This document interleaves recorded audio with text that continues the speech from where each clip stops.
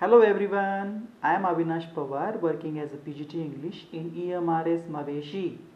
Today we are going to study history subject of class 10. Topic number 1, the rise of nationalism in Europe. पहिल्या स्लाइडमध्ये काय काय दिसतंय तुम्हाला? या चित्रातील सर्व जे काही व्यक्ती आहेत ते तुमच्या ओळखीचे आहेत, बरोबर? पहिलं चित्र आहे आद्य क्रांतिकारक राघोजी भांगरे. दुसरं अगदी बरोबर बिरसा मुंडा. तिसरं उमाजी नाईक आणि चौथं तुम्हाला ओळखीचंच आहे तंट्या भील. हे सर्वच्या सर्व जे काही क्रांतिकारक आहेत आणि हे सर्व आपल्या ओळखीचे आहेत. यांना आद्य क्रांतिकारक असं का म्हटलं जातं? कारण यांनी क्रांती केलेली आहे. कशी क्रांती केली? जर ज्यावेळेस परकीय म्हणजेच ब्रिटिश आपल्या देशामध्ये आली आणि जिथे आदिवासी मूळ रहिवासी होते तिथे येऊन हस्तक्षेप करू लागली परकीय लोक. कसा हस्तक्षेप करायची ते उदाहरणार्थ जंगलामध्ये यायची, जंगलातील जे लाकूड आहे त्या लाकडाचा उपयोग रेल्वेचे स्लीपर्स तयार करण्यासाठी करायची, त्याचबरोबर जहाजांसाठी करायची, फळे घेऊन जायची, मसाल्याचे पदार्थ घेऊन जायचे. आणि मात्र जे परकीय लोक होते, जे स्थानिक रहिवासी होते, आदिवासी होते, त्यांना मात्र वेगवेगळे कायदे बनवून जंगलामध्ये येण्यास नकार दिला, प्रतिबंध केला. तुम्ही इथे यायचं नाही, इथे तुमची गुरे चारायची नाही, इथून लाकूड फळे घेऊन जायची नाही आणि मात्र आम्ही जी सांगतील त्याच प्रकारची झाडे इथे लावायची जंगलामध्ये. आणि मग या सर्वांविरुद्ध ही जी सगळी आपण चित्र पाहतोय ना, हे सर्व लोक एकत्र आली आणि ब्रिटिशांविरुद्ध, परकीय लोकांविरुद्ध संघर्ष केला. आणि या संघर्षातूनच आपलं एक राष्ट्र उदयास आलं आणि आपण जे आत्ता जे स्वातंत्र्य उपभोगतोय भारत, त्यासाठी या सर्व क्रांतिकारकांनी खूप मोठा संघर्ष केला आहे. तर आपला जो आजचा धडा आहे the rise of nationalism in Europe, याचा आपण अभ्यास करणार आहोत. द राईज म्हणजे उदय, nationalism means feeling of love for nation. It is devotion for nation. It is a kind of patriotism. देशभक्ती आहे, राष्ट्रावर असणारं प्रेम, या सर्वांना राष्ट्रवाद, राष्ट्रप्रेम असं म्हटलं जातं. आणि मग ही राष्ट्रवादाची भावना युरोपमध्ये कशी तयार झाली याचा आपण अभ्यास करणार आहोत. चला तर मग पहिलं जे चित्र आहे, हे दोन चित्र आहे त्याच्यामध्ये आहेत, तर ज्याच्यातलं पहिलं जे चित्र दिसतंय ते बारकाईने पहा बरं. तर ह्या चित्र तुमच्या पहिल्या धड्यामध्ये आहे इतिहास विषयाच्या, आणि ते कोणी काढलेलं आहे? In 1888 Frederic Sorrieu. आणि ह्याने हे चित्र काढलेलं आहे आणि तो अशी कल्पना करतोय, he visualises his dream of a world made of a democratic and social republic. हे जग जे आहे हे कशाने बनलेलं आहे? लोकशाहीची जी शासन पद्धती आहे त्याच्यावर हे जग बनलेलं आहे. आणि याच्यामध्ये शासन कोणाचं असणार आहे? जनतेचं शासन असणार आहे, लोकांचं शासन असणार आहे. आणि मग काय झालं याच्यामध्ये? तो या 4 चित्र काढली, त्याच्यामध्ये पैकी पहिलं चित्र आपण पाहिलेलं आहे. आणि मग ही सर्वच्या सर्व ही जी लोक आहेत याच्यामध्ये कोणकोणती लोक आहेत? युरोपमधली सर्वच, the people of Europe, America, main, women of all ages and social classes, they marching in a long train offering homage to the Statue of Liberty. ही सगळीच्या सगळी लोक जी स्वातंत्र्याची देवता आहे त्याला होमेज म्हणजे टू शो रिस्पेक्ट, वंदन करण्यासाठी चाललेली आहेत. आणि मग आपल्याला माहिती असेल फ्रेंच रिव्होल्युशनमध्ये वन विमेन ॲलेगरी यूज केली होती, बरोबर आहे? कशासाठी? स्वातंत्र्याची देवता म्हणून, स्त्रीचं प्रतीक म्हणून उपयोग केलेला होता.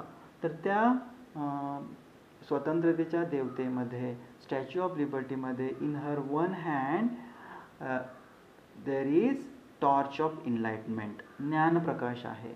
ज्ञान देणारा प्रकाश एका हातामध्ये आणि दुसऱ्या हातामध्ये काय आहे, the charter of the rights of man, माणसाचे जे काय अधिकार आहेत ते अधिकार याच्यामध्ये दुसऱ्या त्या हातामध्ये आहेत. आणि आपल्याला याच्यामध्ये आणखीनही पाहायला मिळतं की on the earth in the foreground of the image lie shattered remains of the symbol of absolute institution. काही जमिनीवरती चित्र पडलेले आहेत आणि हे कशाची हे प्रतीक आहेत, तर ॲब्सोल्यूट इन्स्टिट्यूशन. तर इथे नवीन शब्द आहे. ॲब्सोल्यूट म्हणजे काय, कंप्लीट पॉवर, संपूर्ण जी काही अधिकार आहेत ते फक्त राजालाच होते पूर्वी. आणि या राजेशाही विरुद्ध आता या चित्रामध्ये असं व्हिज्युअलाइज केलं आहे, तो कल्पना करतोय की राजेशाही आता संपलेली आहे.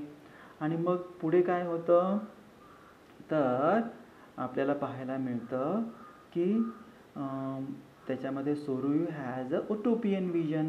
म्हणजे उटोपियन विजन म्हणजे काय, a vision of society that is so ideal and that is unlikely to actually exist. म्हणजे आदर्श समाज कसा असावा याच्याविषयी या हा जो काही कलाकार आहे पॅट्रिक सोरुयू त्याची ती कल्पना आहे की आदर्श समाज आता तयार झालेला आहे. सगळ्या देशातील लोक हे एकत्र येतात, सगळ्यांना लोकशाही शासन पद्धती पाहिजे ज्याच्यामध्ये जनतेचं आता राज्य असणार आहे. आणि the people of the world are grouped as a distinct nation. हे सगळे लोक जे आहेत हे वेगवेगळे राष्ट्र आहेत आणि कशाने ओळखले जातात, through their flags and national costumes. त्यांनी जे काही हातामध्ये झेंडे आहेत किंवा त्यांनी जो ड्रेस घातलेला आहे त्या ड्रेसनुसार त्यांना आपण ओळखतोय. याच्यामध्ये कोणकोणती राष्ट्र सहभागी आहेत, तर त्यावेळेस कोणती राष्ट्र होती, so United States and Switzerland which by this time were already nation states. त्यावेळेस अमेरिका होते, स्वित्झर्लंड त्यावेळेस ते राष्ट्र म्हणून होते. परंतु दुसरेही अनेक देश होते परंतु त्यांची राष्ट्र म्हणून ओळख नव्हती. मग आपल्याला पहिल्यांदा राष्ट्र म्हणजे म्हणून समजायला पाहिजे. राष्ट्र म्हणजे काय, ज्याच्यामध्ये सगळ्यांची कॉमन कल्चर असते, कॉमन आयडेंटिटी असते, समान ओळख असते किंवा समान संस्कृती असते किंवा आपण ज्याला म्हणूया लँग्वेज सगळ्यांची एकसारखी असते, बरोबर. सगळ्यांचे हिस्ट्री इतिहास जो आहे सगळ्यांचा सारखा असतो, ॲन्सिस्टर पूर्वज सगळ्यांचे एकसारखे असतात, याला राष्ट्र म्हणतात. त्यावेळेस फक्त कोणती होती, युनायटेड स्टेट्स आणि स्वित्झर्लंड. आणि मग फ्रान्सला कसं ओळखलेलं आहे इथे, तर France has identifiable by the revolutionary try colour. 3 कलरचे होते. जर्मनीला पण 3 कलर होते, ब्लॅक, रेड आणि गोल्ड त्याच्या फ्लॅगला. आणि त्यानंतर फक्त फ्रान्स, जर्मनी, युनायटेड स्टेट्स, स्वित्झर्लंडच होते का, नाही. Australia, the kingdom of two Sicilies, Lombardy, Poland, England, Ireland, Hungary and Russia. ही सगळीच्या सगळी राष्ट्र एकोपाठोपाठ चाललेली आहेत. असा हा सोरुयू इमॅजिन करतोय. कुठे चालली, to show homage to the Statue of Liberty. आत्ता जो पेपर झालाय ना, आता बोर्डाचा पेपर मार्चमध्ये फेब्रुवारीमध्ये 10वीचा, त्याच्यामध्ये प्रश्न विचारलेला होता ही जगातील सगळीच्या सगळी लोक कशासाठी चालू आहेत पॅट्रिक सोरुयूच्या, तर they are marching in a train to show homage to the Statue of Liberty, असं उत्तर त्याच्यामध्ये होतं. The rise of nationalism in Europe, याच्यामध्ये आपल्याला आणखीनही असं पाहायला मिळतं की हे सगळेच्या सगळे लोक युरोपातली चालले आहेत आणि याच्यामध्ये 19th सेंचुरीमध्ये त्यांना एक मोठा आपल्याला पाहायला मिळतो की खूप सारा बदल यांना अपेक्षित आहे. So nationalism emerged as a force which brought about sweeping changes in the political and mental world of Europe. 19व्या शतकामध्ये जो राजकीय क्षेत्रामध्ये किंवा एकूणच मानसिक जे जग आहे किंवा या जगामध्ये सुद्धा संपूर्ण जगामध्ये मोठ्या प्रमाणात बदल हा होणार आहे आणि तो बदल मानसिक स्वरूपात किंवा राजकीय स्वरूपात आता होणार आहे, विचार करण्याच्या पद्धतीत होणार आहे लोकांच्या. तर मग पुढे काय झालं, the changes was emergence of nation states in the place of multinational dynastic empires of Europe. हा जो बदल आहे तो कोणाच्यात बदल होणार आहे, जेथे पूर्वी राजेशाही होती, डायनॅस्टिक एम्पायर ऑफ युरोप म्हणजे काय, राजाचा मुलगा राजा होणार, ज्याच्याकडे संपूर्ण सत्ता असणार, त्याला जसं वाटेल त्या पद्धतीने तो राज्य करणार. त्याच्याऐवजी आता काय येणार आहे, नेशन स्टेट्स आणि राष्ट्र म्हणून उदयास येणार आहे. ज्याचा आधार काय आहे, डेमोक्रेसी. लोकांच्या प्रतिनिधींना निवडून देतील आणि लोकांचं राज्य येईल, अशा स्वरूपाची भावना विकसित झालेली आहे. मग याच्यामधून काय झालं, a sense of common identity and shared history or descent ancestor. आणि म्हणून या मॉडर्न स्टेटमध्ये काय पाहिलेलं आहे की मोठ्या प्रमाणात लोकांमध्ये सगळ्यांची सामूहिक ओळख, सगळ्यांचा सारखा इतिहास, सगळ्यांचे पूर्वज एकसारखे आहेत, ही भावना या नेशन स्टेटमधून होणार आहे. याच्यापूर्वी काय होतं, centralise power exercise sovereign control over clearly defined territories. राजा फक्त सेंट्रलाइज पॉवर, एका व्यक्तीकडे सत्ता होती आणि तो सत्तेचा पूर्ण उपयोग करायचा, पूर्ण स्वतः उपयोग करायचा. सोव्हेरियन कंट्रोल, संपूर्ण स्वातंत्र्य त्याला होतं आणि त्या प्रदेशावर त्याचं नियंत्रण होतं. आता तसं आहे का, नाही. आता तसं होणार नाही, कारण या नेशन स्टेट्समध्ये सगळ्यांची ओळख एकसारखी असणार आहे, इतिहास सगळ्यांना सारखा आहे, पूर्वज सगळ्यांचे सारखा आहे. आणि हा जो कॉमननेस आहे तो काही लगेच आलेला नाही, लगेच तयार झालेला नाही. It come through struggle. यासाठी खूप सारा संघर्ष करावा लागला. Through the action of leader and the common people. सामान्य लोक, त्यांचे जे काही लीडर होते, यांनी सगळ्यांनी संघर्ष करून हा स्वातंत्र्य हे मिळवलेलं आहे. तर आज आपण द राईज ऑफ नॅशनलिझम याचं जे प्रास्ताविक आहे पॅट्रिक सोरेयू याने जे चित्र आहे त्या चित्रावरची आज चर्चा केली. ज्याच्यामध्ये आपण नॅशनलिझम या शब्दाचा अर्थही समजून गेला. It is a feeling of love, it is a patriotism, it is a devotion to for nation.